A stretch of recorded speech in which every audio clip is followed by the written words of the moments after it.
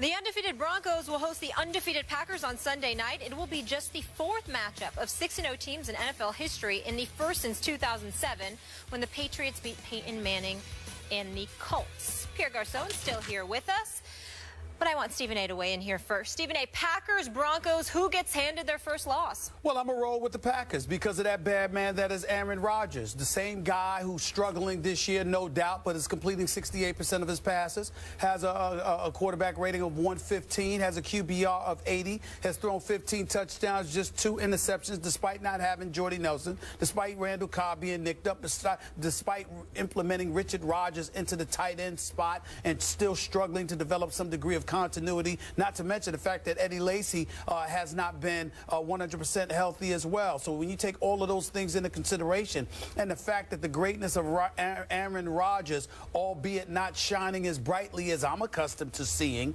nevertheless is still effective enough to get them to an undefeated 6-0 record, the same as Tom Brady and Peyton Manning, by the way. I'm going to roll with the Green Bay Packers to win this game, although I know it will be tough, although I know that Denver's the better, more complete team right now, although I know the game is in the Mile High City. I'm still going to roll with the game being tight and somehow, some way, Aaron Rodgers finding a way to pull out this victory. Denver's defense will have something to say about that. Refresh my memory. I don't know if DeMarcus Ware is going to play in this game, but I do know that Von Miller is going to play.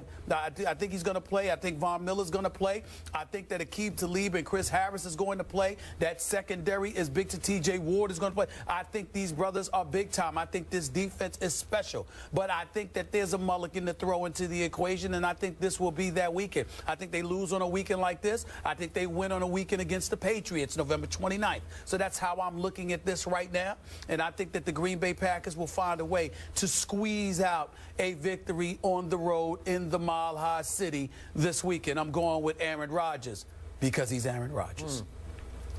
Oh, okay. Well, speaking of Aaron Rodgers, help me out here. Just in all objectivity, is it possible that Aaron Rodgers, when the stage is the biggest, is not Aaron Rodgers anymore? Is it possible that he shrinks? Whoa. Are you implying that Aaron Rodgers shrinks when the lights are bright? Is that what you're saying? Yeah. The blasphemy. You would say that with a straight face about Aaron Rodgers? About Aaron Rodgers? Completely straight.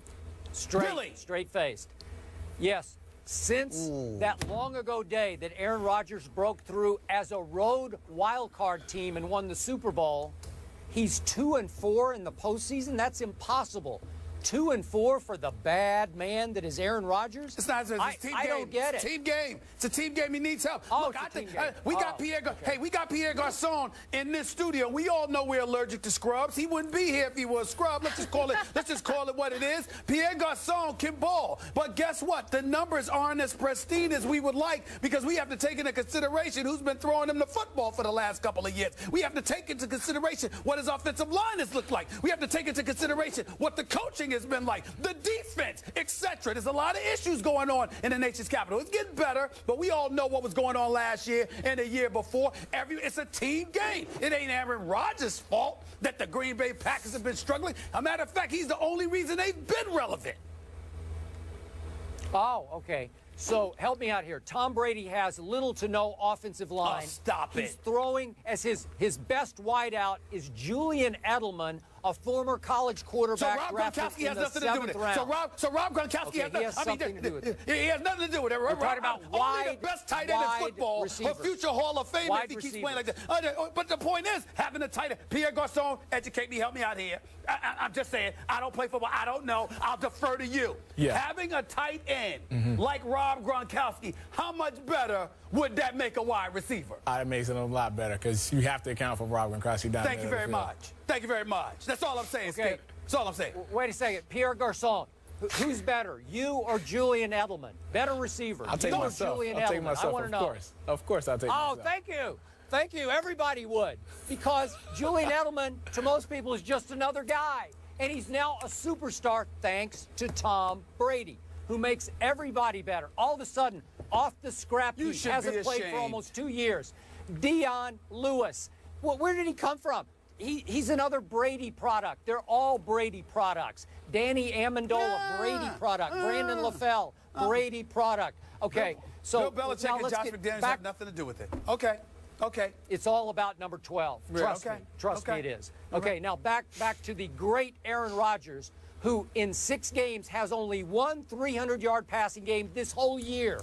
So I think we could agree he's having a little bit of an off year, even though off the scrap heap, they picked back up James Jones, who leads the NFL in touchdown receptions. So that's pretty good. He's at least got somebody that he's comfortable with who used to be a big star, obviously, in Green Bay. Despite all that, let's get to the real story of Sunday night.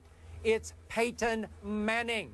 I am sick and tired of all the criticism, all the writing off of Peyton Manning. He is not nearly as bad as people are making him out to be. Every time that team has needed a big throw, Peyton has made that throw. That's why they are 6-0, even though he's, 7 touchdowns to 10 interceptions with a 46 QBR that ranks 25th in the league. I don't care about any of those numbers except for the 6-0. Trust me, on the big stage, Sunday Night Football, Peyton Manning always flourishes. He will flourish again. They will win this game, a defensive battle between the #1 defense from Green Bay, #2 from Denver. I'm going to say Peyton wins this game 20-17. Okay, so Peyton Manning can throw 10 interceptions. Peyton Manning can have a QBR 46. Peyton Manning can be undefeated because he's primarily a product of a defense that has proven thus far anyway to be elite. But when it comes to Aaron Rodgers, everything falls on his shoulders. It can't be the same. Pierre Garçon, chime in. Go ahead, Pierre, because he hasn't spoken yet. No. I gotta say this. Green Bay has the #1 ranked scoring defense in the whole league. Yeah, and look at who they play. Stop it. And look at who they play. Don't get me started. Look at who they play. Don't get me started. Go ahead, Pierre. Go ahead, Pierre. I can't listen to his dribble right now. Go ahead, man. To answer one of the questions, I don't think Aaron Rodgers shy away when the lights are on. I think he plays well, but going against Peyton Manning Sunday night in Denver against that great defense, it is going to be tough, especially with the receivers Aaron Rodgers have. I'll admit that. Quarterbacks do make the receivers, but Aaron Rodgers haven't had time to, adjust to the guys that, dealing with the injury of Jordy Nelson. And, they added James Jones, which has played very well for them. But, it's different, Jordy Nelson and James Jones. But it's hard to go against the Broncos at home against that defense. Their defensive line is amazing. Von Miller's getting out the quarterback. DeMarcus Ware's getting out the quarterback. Talib is taking a pick 6 to the house. T.J. Ward is playing well. Harris is playing well. It's very hard, to play well against that defense. And when you know Aaron Rodgers is going to throw the ball. So it's definitely tough for the Packers to go into Denver Sunday night when, that stadium is going to be loud and happy to, be loud on defense to make it harder for Aaron Rodgers. It's definitely going to be tough. And we know Peyton is going to make plays if you give him the defense, if the Broncos defense give him a lot of opportunities. At some point, he's going to break their will. Those receivers are going to go off. Demarius Thomas and Emmanuel Sanders are going to make their plays. Let me put you on the spot, Pierre. Yes, sir. I'm not going to ask you about your quarterback because we all know the obligatory issue. You got to say Kirk Cousins. Forget Kirk Cousins for a second. Forget anybody on the Redskins. Yes, I'm not talking about anybody on the Redskins. If you could have one guy throwing you the football outside of the quarterbacks that you have, who would it be? One guy to throw me the pass. To throw you all day long. All day long. I'm going with Aaron Rodgers. I love the way he throws. I love the way he plays. I love the way he sits in the pocket. He's always looking to throw. He's not looking to run it. But, it's Aaron Rodgers has that confidence in his arm, has that confidence to throw it 90 yards, has that confidence to throw it, to dip and dunk it downfield. Aaron Rodgers is probably the best passer in the league. It's just special. Wait, time out. Go ahead, Wait Skip. a second. Go ahead, Skip. Stephen A. Smith just succeeded in changing the subject after Pierre actually went with my pick. He went with Denver to beat Green Bay. Yes, Denver to beat Green Bay. Pierre, I'm fine with that. Wait. Hold on. No, stop it. Did I just hear Pierre say that Aaron Rodgers is better than Tom Brady? Is that what you just said? Aaron Rodgers throws the ball better than Tom Brady, the best passer in the league. Tom Brady makes plays. Tom Brady wins games, but Aaron Rodgers is the best thrower in the league. Wait. You have my vote. You got my vote, Pierre. Stop it. Who is your next opponent? New England Patriots. We're looking forward to it. Oh! Looking forward to it. What that got to do with anything? Wait a second. What they got to do with anything? That just went up on the bulletin board.